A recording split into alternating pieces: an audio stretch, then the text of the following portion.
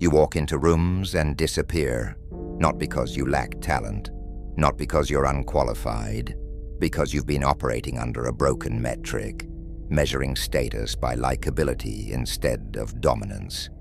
People's eyes slide past you like your wallpaper. Your voice gets talked over mid-sentence. You leave meetings and nobody remembers you were there. You contribute, you show up, you do the work, and somehow you leave no residue in memory.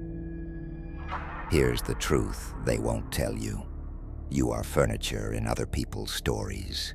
You're the extra in their movie, the background noise in their podcast, the NPC in their video game. You exist to fill space, not command it. And the worst part, you've been taught this is noble, humble, professional. It's not. It's invisibility with a corporate uniform. You want to know why? Because you've been lied to. Systematically, deliberately, by everyone who benefits from your compliance. They told you to be kind, be a team player, be authentic, be vulnerable.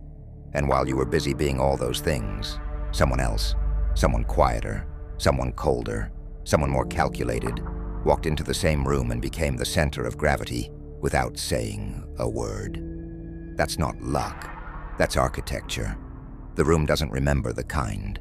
It remembers the sovereign. 1513, Florence, Italy. Niccolò Machiavelli is writing by lamplight in a farmhouse outside the city. He's been exiled, stripped of his position, his reputation destroyed. The Medici family, the people he once served, decided he was too dangerous to keep close and too useful to kill. So they did something worse. They made him irrelevant. Except he wasn't. Because while they were busy running Florence into the ground with moral platitudes and performative piety, Machiavelli was writing a manual, a field guide to power so precise, so ruthless, so effective, that the church tried to burn every copy they could find. Not because it was wrong, because it worked. The Prince wasn't written to make you feel good. It was written because power has laws, immutable, repeatable, observable, and most men are too weak, too sentimental, or too cowardly to learn them. Machiavelli looked into the machinery of dominance and reported back what the priests wouldn't say. The world doesn't reward goodness. It rewards effectiveness. Your teachers lied to you. Your parents lied to you. Every LinkedIn influencer selling you the gospel of authenticity and vulnerability lied to you. They said, be good and you'll win. Machiavelli said, be effective or be forgotten.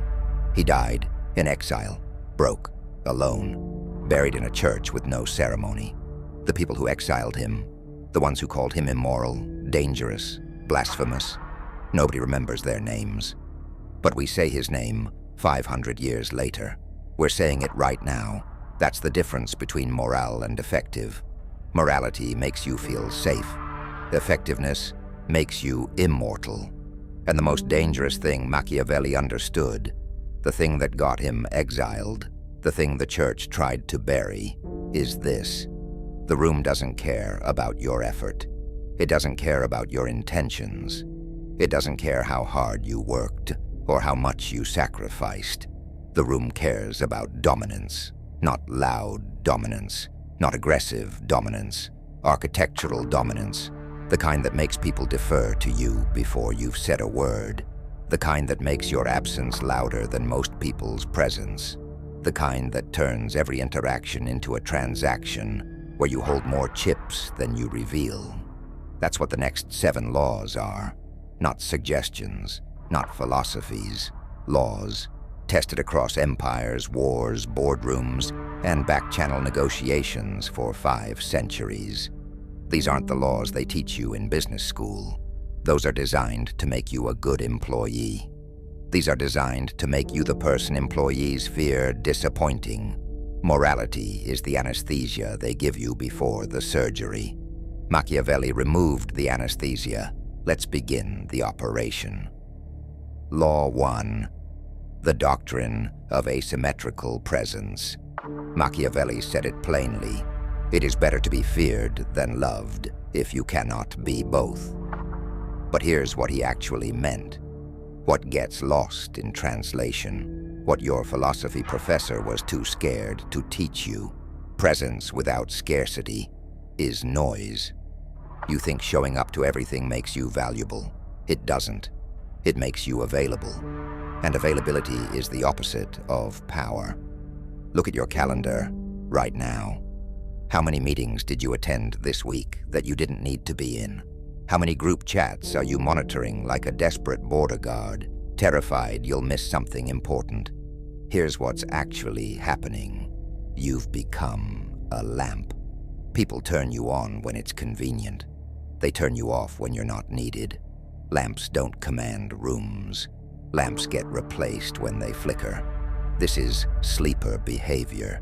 You're present, but you're not scarce. And without scarcity, you have no leverage. The room knows it can always access you. There's no cost to your attention, no premium on your time. You're abundant. And abundance in attention is worthless. The people who run rooms, who actually shift the gravity when they enter, they understand something you don't. Strategic absence creates demand. Think about the last high-stakes meeting you were in. Who did people watch? Not the person talking the most, the person who spoke the least, the one whose opinion mattered because it was rationed, the one who could leave, and the entire meeting would pause. That's asymmetrical presence. Here's the fracture. You've been treating your presence like democracy. One person, one vote. Everyone gets access. That's beautiful for nations. It's suicide for sovereignty. You need to become architecturally absent. Here's the protocol. Attend 40% of expected interactions. Not 0, not 100, 40. When you do appear, occupy 80% of the gravity. Let me make this concrete, because vague advice is worthless. Group chat, blowing up with 15 messages. Don't respond for 4 hours. When you do, respond only to the person with the highest status in that thread. Ignore the rest. Watch what happens. The thread will pause. People will wait. They'll start operating under the assumption that your attention is the prize. Invited to a meeting? Decline the first one. They'll assume you're busy. Accept the second. They'll assume you're important. Decline twice. They'll stop inviting you. Accept everything. They'll stop valuing you. The surgery here is simple, but most of you won't do it because it feels rude. It feels cold. It feels like you're playing games. You're right. You are playing games. The difference is everyone else has been playing for years and you just realized there's a board. Here's your surgical action for the next 7 days. Track your response times. Screenshot every time someone messages you and note how long it takes you to respond. If you're replying within 5 minutes to everyone, colleagues, friends, strangers, you're not sovereign. You're a customer service department. Extend your response time to 2 hours minimum for anyone who isn't in your top 3 strategic relationships. Just 2 hours. Watch how the frame shifts. Watch how people start assuming you're busy with something more important than them, because you should be. Now here's the part that separates the architects from the amateurs.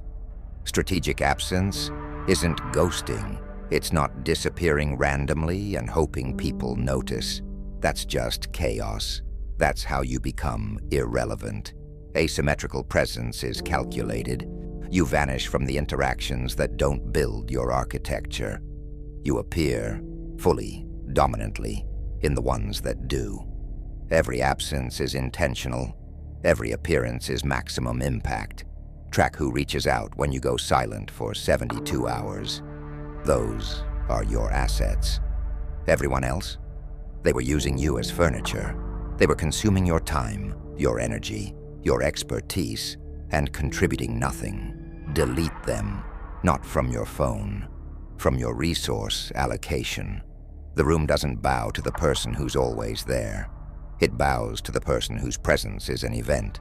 Scarcity weaponizes attention. Abundance dilutes it. Law 2. The Doctrine of Strategic Weakness.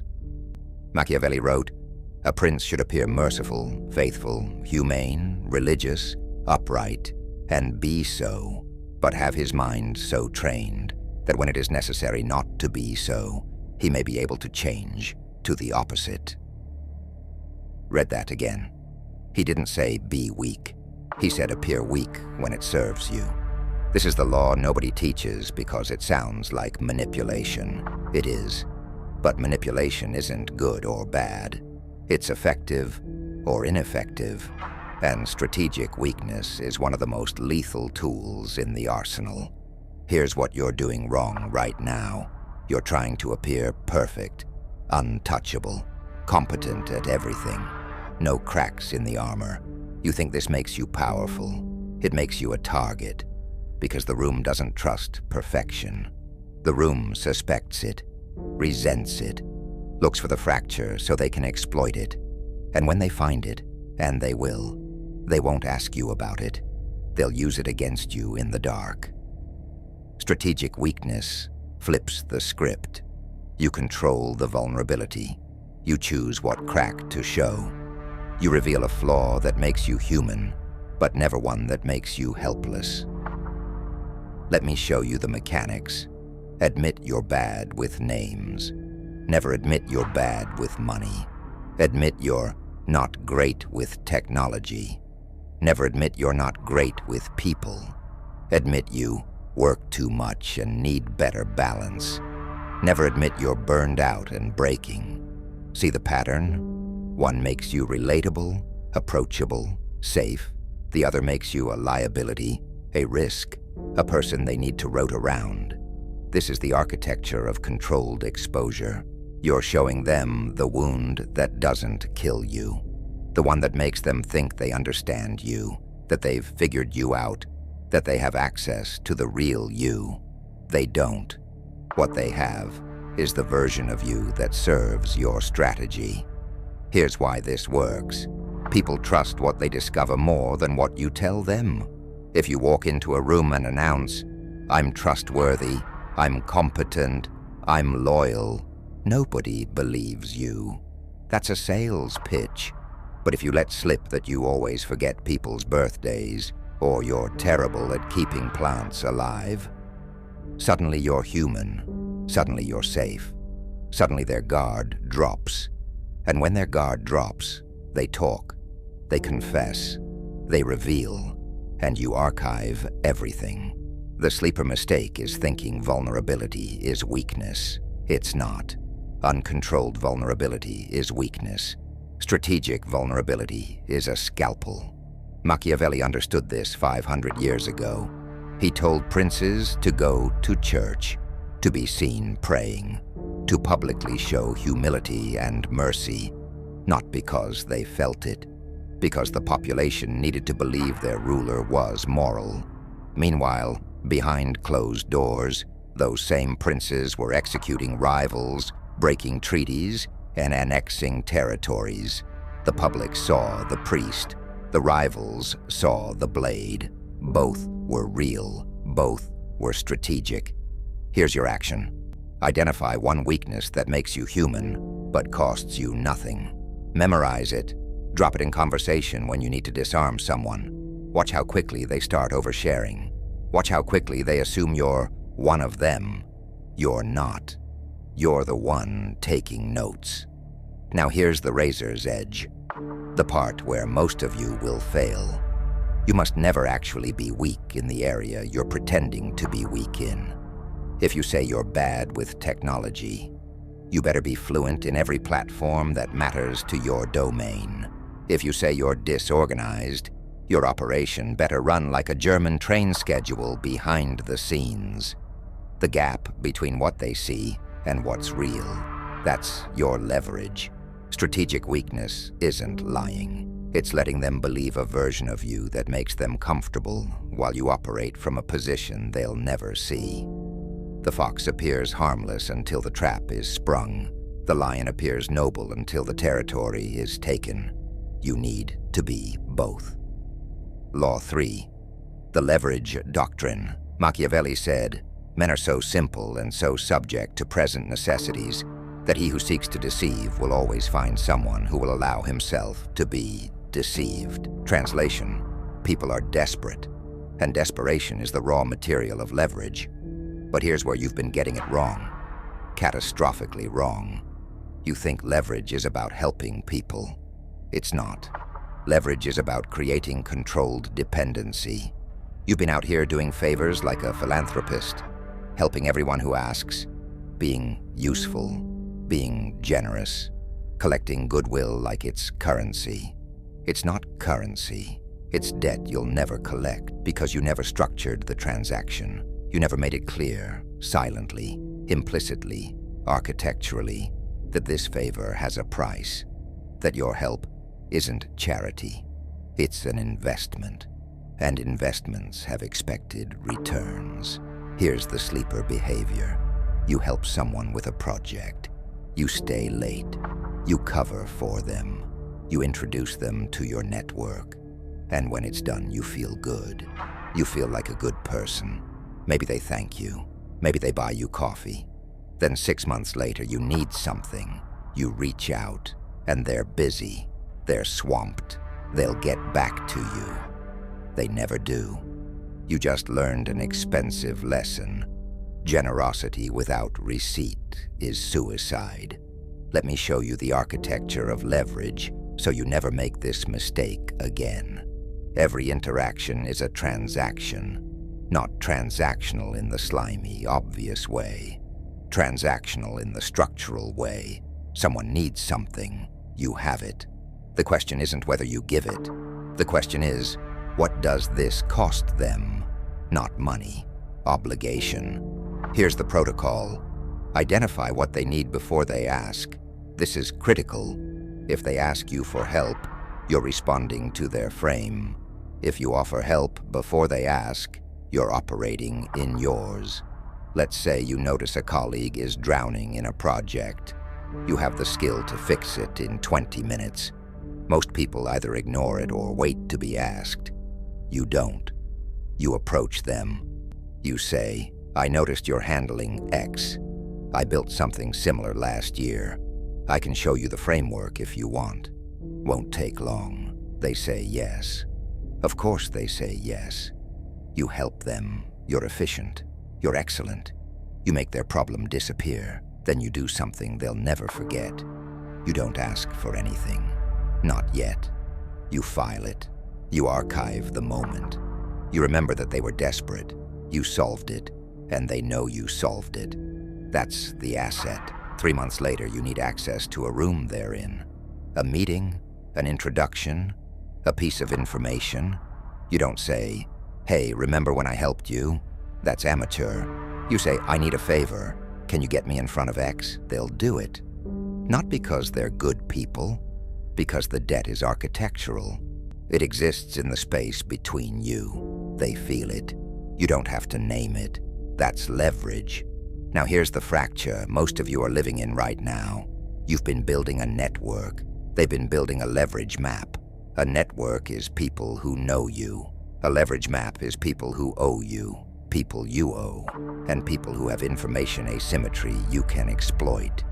You don't know what the people around you fear. You don't know what they need. You don't know what keeps them awake at 3 in the morning. They know all of that about you.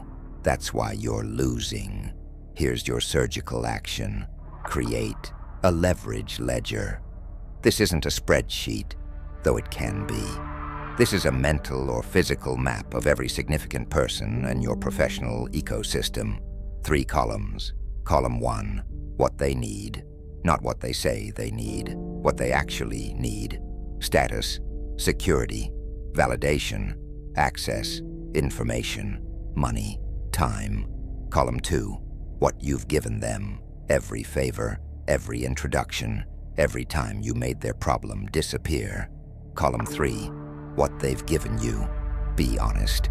Most of these cells will be empty. Now audit the imbalance. If you've given significantly more than you've received, you have 2 options. Stop investing in that person or cash in the debt before it expires.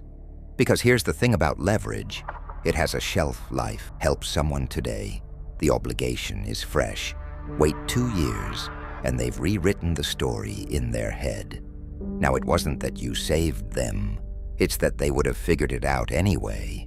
Now, you're not the surgeon, you're the guy who happened to be there. Leverage expires. Use it or lose it. Now, here's the part that makes you uncomfortable. Some of you are thinking, this sounds cold. This sounds like I'm using people. You are. Everyone is. The difference is you're doing it with awareness and architecture. They're doing it unconsciously and calling it networking. You think the person who introduced you to your last opportunity did it because they liked you? Maybe. Or maybe you were useful. Maybe you had access to something they wanted. Maybe putting you in that room made them look connected, generous, powerful. You were the asset in their leverage map, and you didn't even know it. That's the difference between the sovereign and the sleeper. The sovereign knows every relationship is a transaction and structures it accordingly. The sleeper thinks relationships are about feelings and wonders why they keep getting exploited. Machiavelli put it simply, princes should delegate the handling of unpopular matters to others and reserve the distribution of favors for themselves. Translation: make people need you for the good things. Make sure the pain comes from somewhere else. You should be the person who solves problems, opens doors, creates opportunities, and you should make sure everyone knows it came from you. Not loudly, architecturally. When someone gets promoted, and you were the one who recommended them, they know. When someone closes a deal because you made the introduction, they know. When someone avoids a disaster because you warned them, they know. And when you need something, they remember. That's not manipulation, that's sovereignty. Think about the last 5 favors you did. How many of those people checked on you when you went silent for a week? That's your real number, not your follower count, not your LinkedIn connections, that number. If it's 0, you've been building a charity, not an empire. Charity is what you give beggars. Leverage is what you give kings. In a world of noise, be the silence. In a room of sheep, be the wolf. Law 4, the ghost protocol. Machiavelli wrote, everyone sees what you appear to be. Few experience what you really are. This is the most misunderstood principle in The Prince. People think he's talking about deception. He's not. He's talking about compartmentalization, the separation of what's public, what's private, and what's sovereign. Most of you have collapsed all 3 into one. You think authenticity means showing everyone everything. You think transparency is a virtue. You think people respect honesty. They don't. They respect mystery. Here's the sleeper behavior. You post your morning routine on Instagram. You share your struggles on LinkedIn. You talk about your methodology in meetings. You explain your strategy to anyone who asks. You think this makes you relatable. It makes you predictable. And predictable people don't command rooms. They get managed by them. Every time you explain how you think, you've given someone a manual for how to manipulate you. Every time you reveal your process, you've armed a competitor. Every time you share your doctrine, you've created a defense against it. Magicians don't explain the trick mid-performance. Generals don't publish troop movements. Sovereigns don't show you the machinery. You see the result, not the system. Here's the architecture. You need 3 versions of yourself, not fake versions, compartmentalized versions. Version 1, the public mask. This is what strangers, colleagues, and casual contacts see. This version is strategic, competent, controlled. It gives people what they need to interact with you professionally, but reveals nothing about how you operate. Version 2, the inner circle. This is what your closest allies see. Calculated vulnerability, selective honesty. You show them enough humanity to build trust, but never enough to create leverage against you. Version 3, the sovereign self. This is what nobody sees. your actual doctrine, your real ambitions, your methodology, your fears, your leverage maps. This version exists in private, in journals, in encrypted notes, in your own head. The mistake you're making is showing version 3 to people who've only earned access to version 1. Your boss doesn't need to know your 5-year plan. Your colleagues don't need to know your side projects. Your network doesn't need to know what you're building in the dark. They need to know you're competent, reliable, and useful. That's it. Here's why this matters. The moment people understand your full architecture, they start operating around it. They stop seeing you as powerful. They see you as solvable. Think about the last time someone figured you out. They saw your pattern. They understood your tells. They knew what you wanted. How much power did you have after that? None. Because power lives in the gap between what they see and what's real. Let me give you a concrete example. You're in a negotiation. You want the deal badly. If they know you want it badly, they have leverage.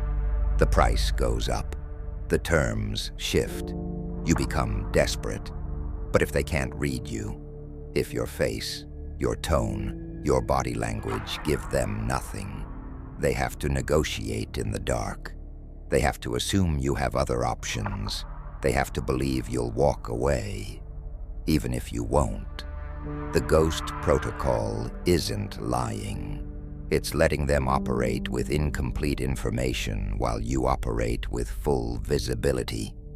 Here's your surgical action. Audit your digital footprint this week.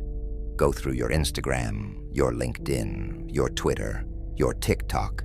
What does it reveal about you? Not your hobbies, not your vacation. Those are fine. What does it reveal about your methodology, your strategy, your ambitions? If someone could study your online presence and reverse engineer how you think, how you operate, what you want, you've given away too much. Your social media should show your results, not your process. Your vacation, not your doctrine. Your network, not your leverage map. Most of you are out here posting your entire playbook and wondering why people keep stealing your moves. It's because you published the manual. Now here's the part where people get confused and think, this means be fake. It doesn't. This isn't about lying. It's about professional compartmentalization. You don't show your kids the same version of you that closes deals. You don't show your clients the version that cries at movies. You don't show your enemies the version that doubts itself at 3 in the morning. That's not deception. That's sovereignty. Different contexts require different architectures. The person who thinks they need to be the same person everywhere is the person who gets destroyed in rooms that require different tools. You need to be able to shift, to adapt, to show them what they need to see, while protecting what they don't need to know. Machiavelli understood this at the state level. He told princes to appear religious in public, go to church, fund cathedrals, bless the poor, while being ruthless in private. Not because they were hypocrites, because the population needed to see a moral leader, and the rivals needed to see a dangerous one. Both were true. Both were strategic. The ghost protocol is simple. Protect your strategic depth the way a general protects troop movements. They can see the front line. They can't see the reserve. They can see today's move. They can't see next month's checkmate. And when they finally figure out what you did, it's already over. Visibility is vulnerability. Law 5, the Doctrine of Strategic Disengagement. Machiavelli said, if an injury has to be done to a man, it should be so severe that his vengeance need not be feared. Now, before you close this video, before you leave a comment calling this toxic, before you click away, understand what he actually meant. He wasn't talking about violence. He was talking about incomplete action, about half measures, about the mistake of wounding someone just enough to make them dangerous, but not enough to neutralize the threat. Most of you are living in a state of permanent passive aggression. You're surrounded by people who undermine you, who take credit for your work, who sabotage you in ways that are just subtle enough to be deniable. And what do? You let it go. You take the high road. You tell yourself it's not worth it. Meanwhile, they're still in your ecosystem, still draining resources, still poisoning your reputation in rooms you're not in. You think you're being mature. You're being strategically suicidal. Here's the sleeper behavior. Someone undermines you in a meeting. You confront them privately. You have a conversation. Maybe they apologize, maybe they don't. Either way, nothing changes. 3 weeks later, they do it again. You've taught them there are no consequences. Worse, you've taught the room that you're someone who can be undermined without cost. That's not mercy. That's weakness broadcast at scale. Now let me be very clear about what this law is and isn't. This is not about revenge. Revenge is emotional. Revenge is what happens when you're hurt and you lash out. That's chaos. That's how you destroy yourself while trying to destroy them. This is about resource reallocation, about strategic withdrawal of support, about architecturally removing someone from your ecosystem in a way that's clean, complete, and irreversible. Here's the protocol. When someone becomes a liability, not occasionally difficult, but structurally toxic, you don't confront them, you don't argue with them, you don't try to fix the relationship, you document, you watch, you wait. And when the moment is right, you remove every piece of scaffolding you were providing. Let me show you what this looks like in practice. Someone in your network is undermining you. They agree with you in private. They question you in public. They smile to your face. They poison your reputation behind your back. You know who they are. Everyone has this person.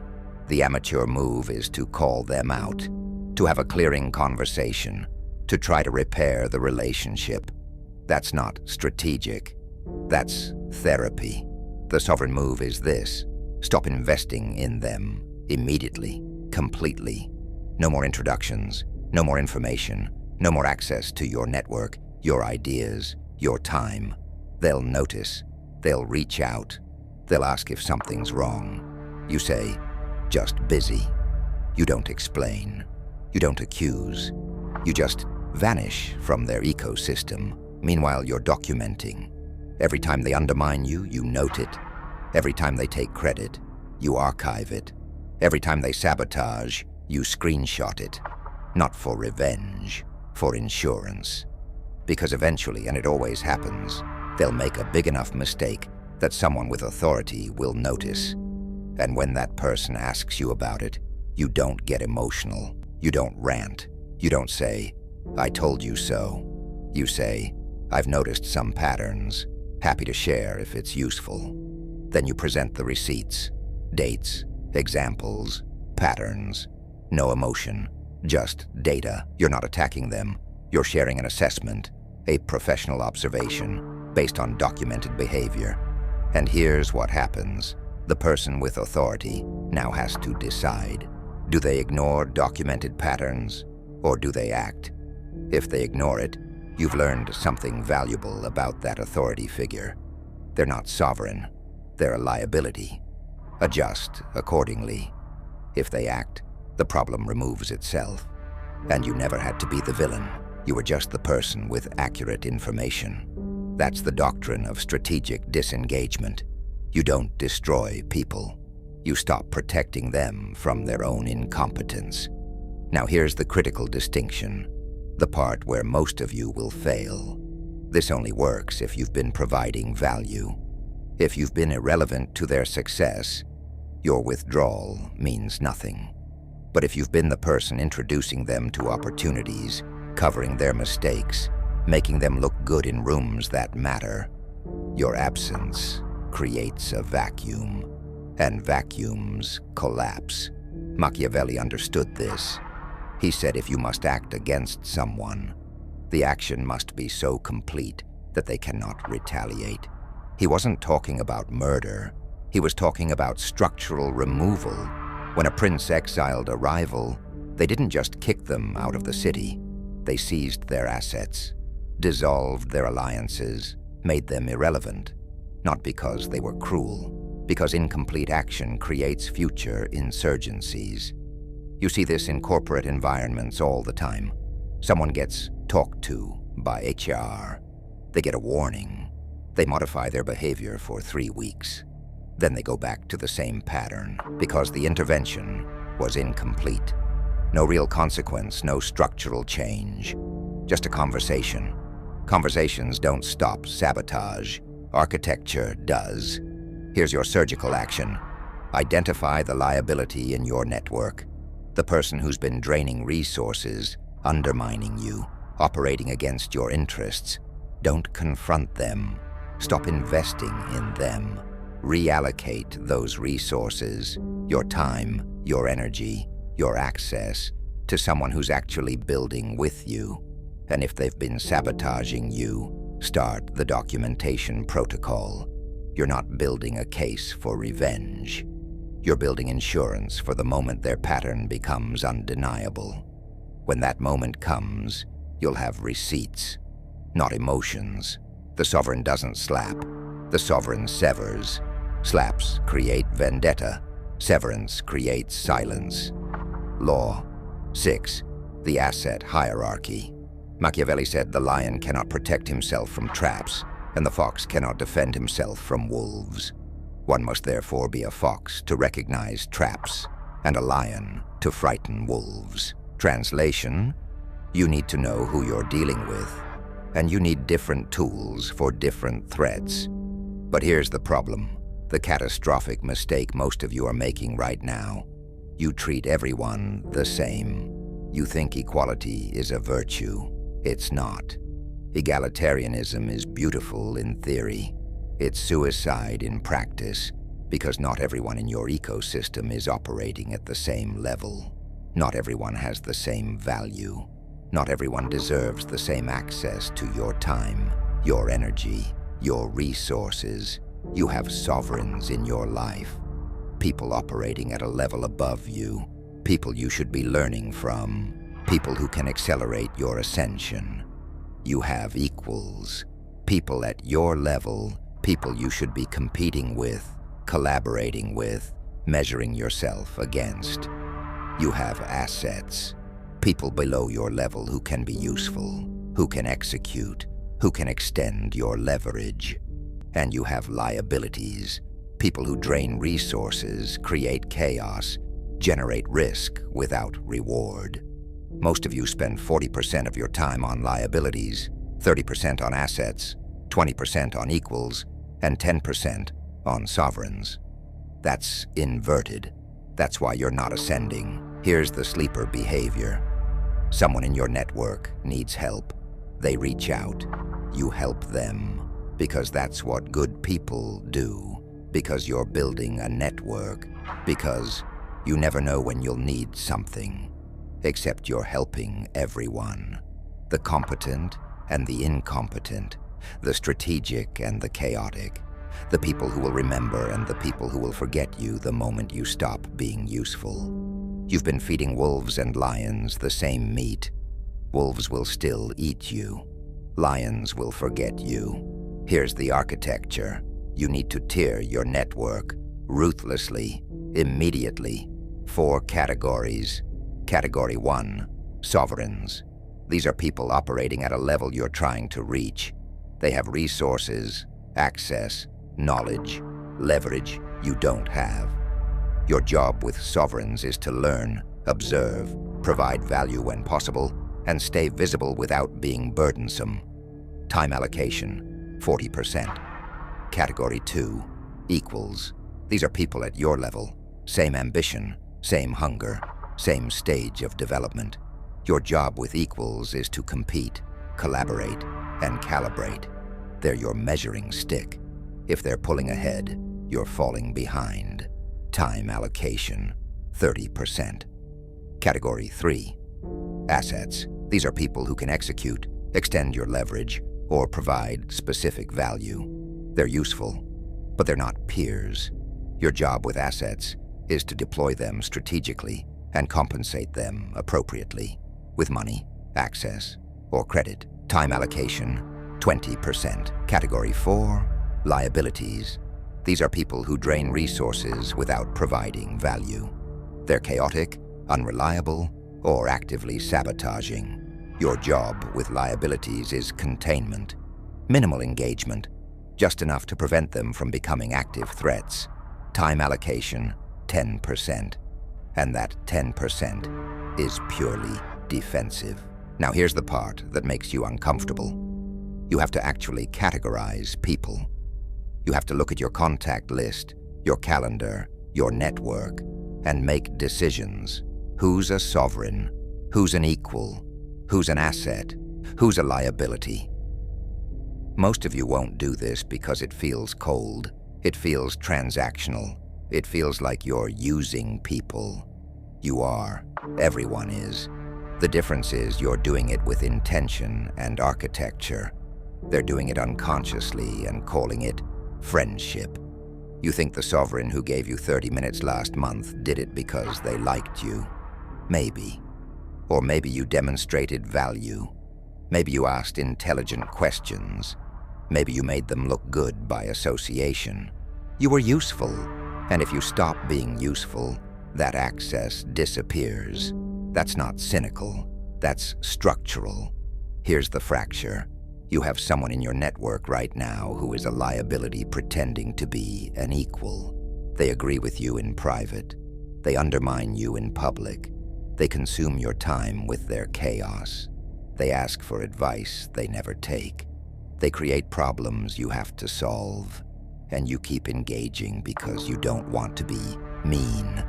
You're not being kind. You're being exploited. Every hour you spend on a liability is an hour you didn't spend with a sovereign. That's the real cost, not the time wasted, the opportunity missed. Here's your surgical action. Spend this week categorizing every significant person in your professional life. Be honest, be ruthless, then audit your calendar for the last month. How much time did you spend with sovereigns? How much with equals? How much with assets? How much with liabilities? If the numbers are inverted, if you're spending more time on liabilities than sovereigns, you're not building an empire. You're running a charity. Now reallocate. Next week, 40% of your strategic time goes to sovereigns. Reach out, provide value, ask for nothing, just be present in their ecosystem. 30% goes to equals, compete, collaborate, measure. 20% goes to assets, deploy them, compensate them, build leverage. 10% goes to liabilities, and that's only to prevent sabotage. Machiavelli understood this. He said the fox recognizes traps, and the lion frightens wolves, but you need to know which tool to use when. You can't treat a wolf like a fox. You can't negotiate with chaos. You can't reason with liabilities. You contain them, and you spend your real energy on the people who are building empires, not burning them. Every week you delay this reallocation is a week someone else is tearing their network and putting you in the asset category, or worse, the liability category. Democracy is beautiful. Hierarchies are effective. Choose. Law 7, the sovereign void. Machiavelli said, "A prince must have no other objective, no other thought, nor take up any profession but that of war, its methods, and its discipline." He wasn't talking about literal war. He was talking about singular obsession, about the complete monastic, unbreakable focus on one domain until you dominate it. And here's where most of you are hemorrhaging power. You're trying to be good at everything. You want work-life balance. You want to be a good partner, a good friend, a good employee, a good parent, a good hobbyist, a good citizen. You want to be well-rounded. Here's the truth. Well-rounded people are forgettable. The room doesn't remember the person who's pretty good at 7 things. The room remembers the person who's undeniable at 1 thing. You've been a generalist in a specialist's economy. Generalists get hired. Specialists get worshipped. Here's the sleeper behavior. You have 5 projects running simultaneously, 3 side hustles, 2 hobbies you're exploring, a networking strategy that involves attending everything. You think this makes you versatile. It makes you diluted, because while you're spreading your energy across 12 things, someone else, someone quieter, someone colder, someone more obsessed, is putting everything into one thing. And in 18 months, they'll be undeniable, and you'll still be exploring. Machiavelli's obsession was power dynamics. He studied it. He lived it. He wrote about it with surgical precision. It cost him his career, his reputation, his freedom. He died with nothing. We still say his name 500 years later. That's the trade. Comfort now, or immortality later. Most of you are choosing comfort, and that's fine. Comfort is a valid choice. But don't be surprised when the person who chose obsession walks into the room and everyone stands. Here's the fracture. You think you're keeping your options open. You're not. You're avoiding commitment because commitment feels like risk, like putting all your chips on one number, like failure will be undeniable if you focus on one thing and it doesn't work. So you hedge, you diversify, you build 6 mediocre skills instead of one lethal one, and the room looks right past you. Here's the doctrine. Choose one obsession, kill everything else, not forever, for 90 days. 90 days of monastic focus on one skill, one network, one objective, no balance, no diversification, no keeping options open, just depth. Let me make this concrete. If your obsession is becoming the best closer in your industry, the next 90 days look like this. You study every sales framework. You record your calls. You analyze every loss. You reach out to the top 3 closers in your field and offer to buy them dinner. You read the transcripts of their best closes. You practice your tonality in the mirror. You don't go to networking events that don't serve this. You don't take on projects that don't build this skill. You don't explore other opportunities. You go deep. And in 90 days, you're not the same person. You're not pretty good at closing. You're the person people call when a deal is dying. You're the person they study. You're the person they fear competing against. That's the sovereign void. It's called a void because you disappear from everything else. Your social life contracts. Your hobbies fade. Your balance dies. And something else is born. Mastery. Now here's the part where people panic. But what if I choose wrong? What if I spend 90 days obsessing over the wrong thing? Then you learn faster than the person who spent 90 days dabbling in 12 things. Because even if the obsession doesn't pan out, the discipline does. The depth does. The ability to focus with monastic intensity, that transfers. The person who can go deep once can go deep again. The person who's always shallow stays shallow. Here's your surgical action. Identify your sovereign obsession. The one skill, the one network, the one objective that, if you mastered it, would change everything. Not the thing that sounds impressive, the thing that actually creates leverage. Then audit your calendar. Look at every commitment you have for the next 30 days. Delete 3 things this week that don't serve the obsession. Decline the meeting that's good for networking. Cancel the project that's interesting but not critical. Stop the hobby you're doing because you think you should. Reallocate that time to the obsession. Every hour you spend on something that's not the obsession is an hour someone else spent getting better at the thing you're supposed to be mastering. Machiavelli said a prince must have no other thought but war. You must have no other thought but your domain. Not because you're unbalanced, because the abyss doesn't care about your balance. It cares about your depth. When you die, will they name a philosophy after you? Or will they name a conference room where you once had mediocre meetings? The sovereign doesn't diversify. The sovereign dominates. Choose one thing, kill everything else. The abyss rewards depth. It punishes breadth. Pause. Look at the timestamp on this video. Most people clicked away at Law 3. Some left at Law 5 when I said things the algorithm doesn't like. You're still here. That tells me something. It tells me you're done with the anesthesia. Done with the motivational speeches that make you feel good for 20 minutes and change nothing. Done being furniture. Machiavelli wrote something else in The Prince. Something I can't put in the title. Something about the nature of power that would get this video suppressed if I led with it.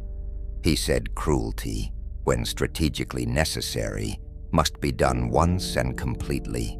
Not vengeance, surgery, not repeated small wounds, one decisive action, because incomplete cruelty creates enemies. Complete cruelty creates silence. He wasn't talking about violence. He was talking about decisiveness, about the willingness to make the hard cut when the situation demands it, to remove the tumor completely rather than hoping it shrinks on its own. Most leaders fail because they're kind when they should be surgical. They give second chances to people who've already shown them who they are. They hope toxic people will change.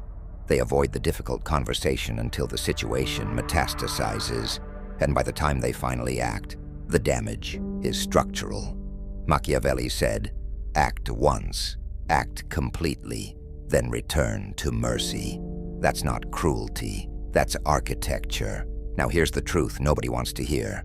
Everything I just gave you, all 7 laws, they're not secrets. They're in The Prince. They've been public for 500 years, and most people still won't use them. Not because they don't work, because they require something most people don't have. The willingness to be effective instead of liked. You can't apply these laws and remain everyone's favorite person. You can't tier your network and keep everyone happy. You can't practice strategic absence and maintain the illusion of availability. You have to choose comfort or sovereignty, likability or dominance, the warm middle of the room or the cold apex. Most people choose comfort. They choose the warm middle. They choose being liked. And they spend the rest of their lives wondering why rooms don't rearrange themselves when they enter. You know why now. The highest person in the room is never the loudest. They're never the busiest. They're never the one trying to be liked. They're the one everyone watches when a decision needs to be made. The one whose silence creates more gravity than everyone else's words combined. The one who understands that power isn't given. It's architected. Rooms don't bow to effort. They bow to architecture. Don't subscribe if you want to be comfortable. Don't subscribe if you want to be liked. Subscribe if you want to be the person people fear disappointing. The next video breaks down the 3 types of people Machiavelli said you must remove from your circle, not manage. Remove. It's already recorded. It goes live when this video proves people are ready for it. Click subscribe so you don't miss the execution. Or don't. Either way, the room has already measured you. In a world of noise, be the silence. In a room of sheep, be the wolf.